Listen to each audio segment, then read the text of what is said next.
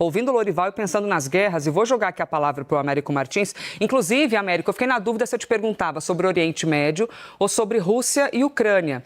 Então, eu vou te perguntar assim, qual das duas Vamos tentar uma esperança de período natalino e de ano novo? Qual das duas, Américo, você acredita que possa ter um desfecho, ingenuidade essa pergunta, né? Positivo para 2026? Infelizmente, Elisa, eu não vou poder ser otimista, porque eu acho que nenhuma dessas duas guerras, esses dois conflitos que você mencionou, vai ter um desfecho positivo. Nós tivemos um avanço muito importante em Gaza, obviamente com o cessar-fogo, com o plano de paz que foi patrocinado pelo presidente Donald Trump. Mas a situação continua muito complicada. As pessoas em Gaza continuam sofrendo terrivelmente do ponto de vista humanitário. A reconstrução de Gaza não começou. O desarmamento do Hamas, que é uma condição essencial para que tudo comece a funcionar dentro desse plano de paz, não aconteceu e não parece que vai acontecer de uma forma tão fácil. Se isso não acontecer, nós não teremos outros dois elementos que são importantes nesse plano, que são a criação de uma administração temporária internacional, seja lá o que venha a ser isso, está na cabeça do Donald Trump neste momento, e também o envio de tropas internacionais para monitorar a situação e começar a retirar os soldados israelenses que continuam ocupando metade da faixa de Gaza. Então a situação é melhor do que já foi, porque nós temos muito menos gente morrendo, temos muito menos bombardeios que matavam mais de 100 pessoas ao dia. Mas a situação continua sendo catastrófica e não vai ser resolvida no curto prazo.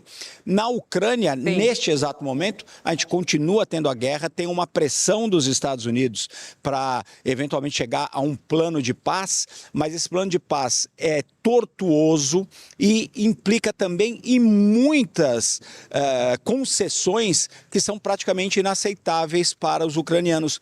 O ideal seria que essa guerra fosse resolvida, mas o que a gente pode talvez imaginar é um cessar-fogo com uma tensão que vai continuar por muito tempo e com o risco enorme do conflito renascer. Então, infelizmente, eu gostaria de dar outra resposta, mas não sou otimista com nenhum dos dois conflitos. A vida adulta nos obriga a ter de aceitar a realidade, né? Na juventude, na adolescência, na infância, a gente inventa uma fantasia, acredita e é feliz. A vida adulta faz assim, ó, essa é a realidade. Professora, no quesito realidade Oriente Médio, a gente se emocionou esse ano, né, ao ver o retorno dos prisioneiros, as famílias, as mães abraçando os filhos, aquilo lá foi muito tocante.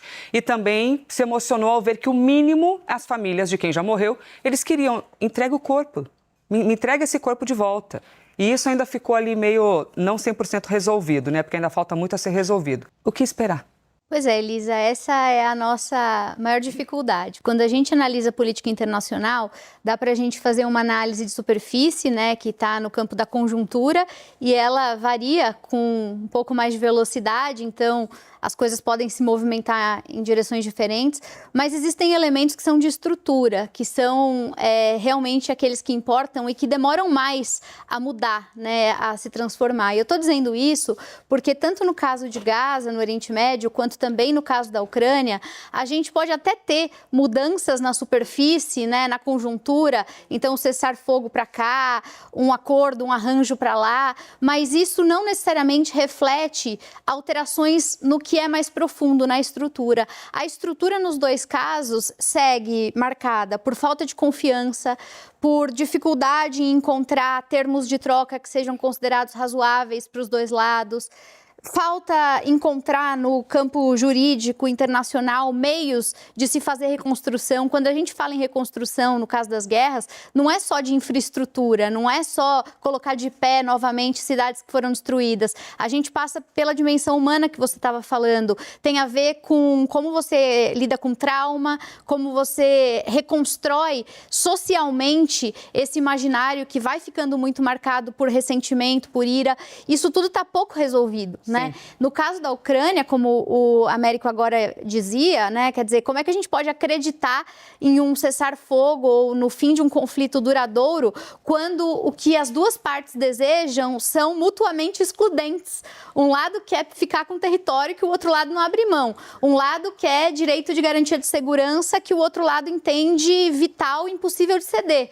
Então, infelizmente, nós, né, Américo, Lori, os cavaleiros do apocalipse, não dizemos isso porque seja, claro, da vontade de ninguém que as coisas sejam difíceis, mas é porque endereçar as questões de fundo tem a ver com fazer concessões que nesse momento e para 2026 não parecem de fato sobre a mesa. Pois é, se a gente visse esses conflitos como um relacionamento, qualquer um diria, olha, acabou. Vocês são muito diferentes.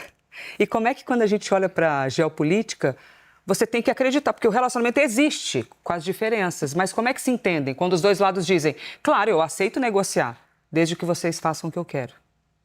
E ninguém cedendo, a gente tem um 2026 ainda com mais conflitos. Eu não quero deixar de perguntar qual que é o olhar de vocês sobre União Europeia-Mercosul.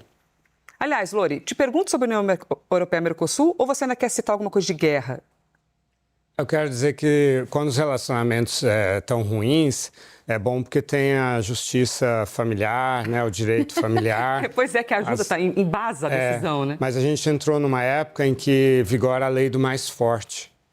E aí o homem bate na mulher e isso é aceito pelos vizinhos. É por isso que ficou mais difícil agora.